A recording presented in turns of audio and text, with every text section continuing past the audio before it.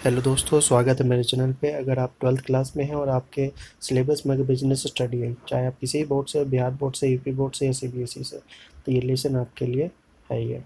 आज का जो अपना टॉपिक रहने वाला है वो है इम्पोर्टेंस ऑफ मैनेजमेंट, और इस चैप्टर का इसलिए हमारे इस चैप्टर का लास्ट टॉपिक होगा। इसके बाद ये पहला चैप्टर हमारा ख़त्म हो जाएगा, उसके बाद हम दूसरा चैप्टर चालू करेंगे इसका। ये 1.1 था चैप्टर, तो इसमें ये पहला चैप्टर आज लास्ट पॉइंट है ये। ठीक है, तो बिना वक्त बर्बाद किए अपना और आपका भी स्टार्ट करते हैं इसको।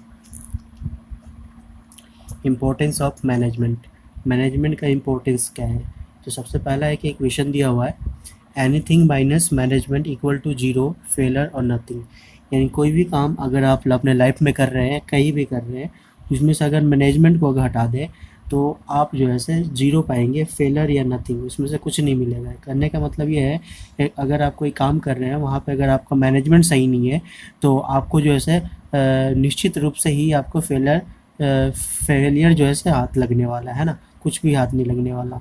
तो ये है, तो इसका ये इम्पोर्टेंस समझाने के लिए काफ़ी है। लेकिन एग्ज़ाम के पॉइंट लिखने पड़ते हैं, तो इसके हिसाब से पहला जो है वो है प्रबंध सामूहिक उद्देश्य प्रदान प्राप्ति में सहायक है। Management helps in achieving group goals. As you know that in a company work, बहुत सारे लोगों का क्या होता है, एक समूह होता है ना। तो ये क्या करता है, मैनेजमेंट की एक सामूहिक उद्देश्य को प्राप्ति में सहायता करता है। प्रबंध की एक महत्वपूर्ण विशेषता ये है कि उद्देश्य प्रधान क्रिया है, यानी कि हमने पहले पढ़ चुके हैं कि प्रबंध वहीं पे होगा जहाँ पे उद्देश्य होगा। तो प्रबंध विशेषता इसकी उद्देश्य प्रधान क्रिया है, और यह प्रबंध लोगों के की प्राप्ति सभी व्यक्तियों के प्रयत्नों का सही निर्देशन करके करता है। प्रबंधक उद्देश्यों की प्राप्ति, जो प्रबंधक जो मैनेजर होता है वो जो कंपनी का उद्देश्य जो होता है लाभ कमाना, एक साल के अंदर या 6 महीने के अंदर प्रॉफिट करना, ग्रोथ करना, प्रॉफिट कमाना, ग्रोथ करना, ये सभी उद्देश्यों की प्राप्ति कैसे करता है। ये एक प्रबंधक उद्देश्यों की प्राप्ति सभी व्यक्तियों के प्रयत्नों का सही निर्देशन करके करता है। अब दूसरा पॉइंट अपना, प्रबंध से कुशलता बढ़ती है। जैसे कि हम जानते हैं कि प्रबंध सभी संसाधनों जैसे कि मानव, मशीन और माल और धन का कुशलतम प्रयोग करके कुशलता में वृद्धि करता है। एक मैनेजर जो है से मानव जो उसके अंदर जो काम कर रहे हैं एम्प्लॉई, मशीन्स का और गुड्स का, और जो उसके अंदर जो पैसा लगे हैं, जो कैपिटल लगा हुआ है, उसका कुशलतम उपयोग करके अच्छे से अच्छे तरीके से उपयोग करके क्या करता है, कुशलता में वृद्धि करके और प्रॉफिट अर्न ज़्यादा करने में मदद करता है। कौन, प्रबंधक। तो प्रबंध से कुशलता बढ़ती है ना। प्रबंध गतिशील संगठन तैयार करता है। जैसे प्रत्येक संगठन निरंतर बदलते वातावरण में काम करता है। बदलते वातावरण का सामना करने के लिए संगठन में भी अनेक परिवर्तन करने पड़ते हैं, लेकिन प्राय देखा जाता है कि कर्मचारी परिवर्तन का विरोध करते हैं। प्रबंधक परिवर्तन से होने वाले लाभों को से कर्मचारियों को परिचित कराकर विरोध को समाप्त करते हैं। जैसे कि हम जानते हैं कि पहले कंप्यूटर का उपयोग नहीं होता था, तो लोग समझते थे कि जब नया नया जब कंप्यूटर का जब उपयोग होना चालू हुआ तो लोग ये सोचने लग गए कि इससे रोज़गार कम होगा। तो प्रबंधक ने क्या किया, उनको समझाया कि नहीं, अभी जो है हमारा इन्वायरमेंट, बिजनेस इन्वायरमेंट जो है चेंज हो रहा है, उसके अकॉर्डिंग हमें भी अपने काम करने के तरीके में चेंज करना पड़ेगा। और उसके प्रबंधक ने उस कंप्यूटर के फ़ायदे को गिनाए। उन्हें बताया कि इस कंप्यूटर के आने से आपका रोज़गार कम नहीं होगा, बल्कि रोज़गार और भी ज़्यादा बढ़ेगा, रोज़गार के नए नए तरीके उत्पन्न होंगे। तो ये प्रबंधक जो है इस तरीके से गतिशील संगठन तैयार करता है। मतलब कि ऐसा संगठन जो कि वातावरण के अनुसार ही अपने आप को ढालता रहता है ना, अपने बिजनेस इन्वायरमेंट के अकॉर्डिंग ही अपने अंदर चेंज करते रहता है। कौन मदद करता है, ये सभी जो मदद करती है इसमें, वो है मैनेजमेंट। अगला है, प्रबंध व्यक्तिगत उद्देश्य की प्राप्ति में सहायता करता है। व्यक्तिगत उद्देश्य का मतलब क्या होता है कि अच्छी सैलरी, है ना। कोई भी अगर अगर अगर प्रत्येक कर्मचारी व्यक्तिगत उद्देश्य के रूप में उचित पारिश्रमिक यानी सैलरी, लाभ में हिस्सा, प्रबंध में भागीदारी, मैनेजमेंट में पार्टिसिपेशन, पदोन्नति यानी कि उसके पद में बढ़ोतरी आदि प्राप्त करना चाहता है। और उनके ये उद्देश्य तभी पूरे हो सकते हैं जब वे अपनी पूरी क्षमता का प्रयोग करके काम करें। ये सभी चीज़ें उन्हें तभी मिल सकती है जब एक एम्प्लॉय जो है अपनी पूरी कैपेबिलिटी का उपयोग करके पूरे अच्छे तरीके से काम करे, है ना। और प्रबंधक इसमें हेल्प करता है। कैसे हेल्प करता है, उसे मोटिवेट करके, है ना, उसे मोटिवेट करके, एक अच्छा नेतृत्व प्रदान करके, खुला संदेशवाहन करके इस योग्य बनाते हैं, फलस्वरूप वे अपने व्यक्तिगत उद्देश्यों को प्राप्त कर लेते हैं।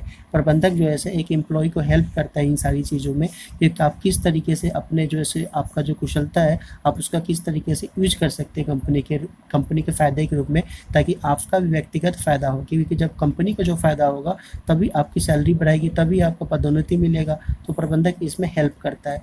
तो एक तरीके से हम कह सकते हैं कि प्रबंधक जो है व्यक्तिगत उद्देश्य की प्राप्ति करने में भी सहायता करता है। ठीक है।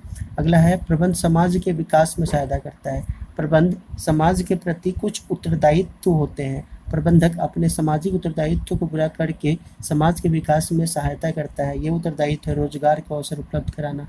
प्रबंध क्या करता है, नए नए मतलब कि जो ज़रूरत की जो एम्प्लॉय होती है उनके लिए मतलब वैकेंसी निकालता है, रोजगार उत्पन्न करता है, वातावरण को दूषित होने से बचाता है। प्रबंधक ये देखता है कि कौन सी मशीन खराब है, कौन सा मतलब मार्केट में अच्छा मशीन है जो कि वातावरण को कम दूषित कर रहा हो, जो फैक्ट्री में लगाना जरूरी है। अच्छी क्वालिटी की वस्तुएं उचित मूल्य पर उपलब्ध कराना, ये सब किसका काम है, ये सब मैनेजमेंट का काम है। तो हम कह सकते हैं कि प्रबंधक समाज के विकास में भी सहायता करता है। ठीक है। तो ये कुछ पॉइंट थे, इसका एक बार रिविजन कर लेते हैं। प्रबंधक का महत्व, इम्पोर्टेंस ऑफ मैनेजमेंट। तो पहला जो है इम्पोर्टेंस है कि प्रबंधक सामूहिक उद्देश्य प्राप्त करने में सहायक है। सामूहिक उद्देश्य मतलब क्या, पूरे कंपनी का उद्देश्य है ना। पूरे कंपनी का उद्देश्य क्या होता है, लाभ, ग्रोथ, ये सारी चीज़ें ये प्राप्त करने। प्रबंध कुशलता प्राप्ति है। कुशलता कैसे प्राप्ति है, प्रबंध सभी संसाधनों का सही से उपयोग करना है ना, उसको मैनेज करती है कि कहाँ पे मानव कहाँ पे जो है लोगों को कौन से स्किल को लोगों को कहाँ पे लगाना है, कौन सी मशीन कहाँ पे लगानी है, कहाँ पे नई मशीन की ज़रूरत है, कहाँ पे माल मतलब कितना ज़रूरत है, कितना धन की खर्च है, कि मतलब कैपिटल कितना चाहिए, ये सभी का कौन अनुमान लगाता है, ये सभी का अनुमान कौन लगाता है, मैनेजर लगाता है, मैनेजमेंट लगाता है। तो प्रबंध से कुशलता बढ़ती है। कुशलता का मतलब हम समझ चुके हैं, किसी काम को कुशल करने तरीके से करने का मतलब क्या होता है।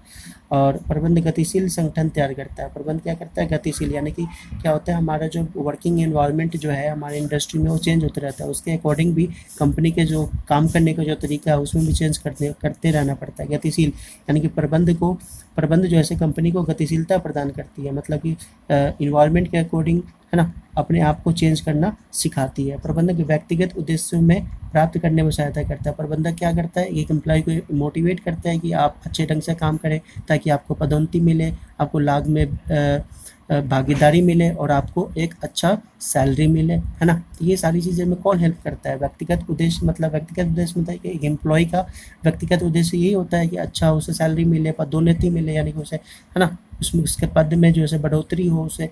तो ये सारी चीज़ों में जो हेल्प करता है प्रबंधक हेल्प करता है। अगला है प्रबंध समाज के विकास में सहायता करता है। प्रबंध समाज के विकास में सहायता करता है। कैसे करता है समाज के विकास में सहायता, ये जो एम्प्लॉयमेंट जनरेट करता है, अच्छी क्वालिटी की वस्तुएं कम मूल्य पे उपलब्ध कराता है। तो ये सारी चीज़ें हैं। तो ये सारे कुछ पॉइंट है जिनको आप याद रख सकते हैं। अगर क्वेश्चन आया है कि प्रबंध के महत्व क्या है तो ये सारी चीज़ें आप लिख सकते हैं। ये था हमारा लास्ट वीडियो इस पूरे जो लेसन का, ये लास्ट वीडियो था। तो अगर आपको इसमें कोई भी अगर पॉइंट अगर समझ नहीं आया तो आप कमेंट कर सकते हैं, मैं उसको दोबारा समझाने की कोशिश करूँगा। बस थैंक यू, शुक्रिया, बाय।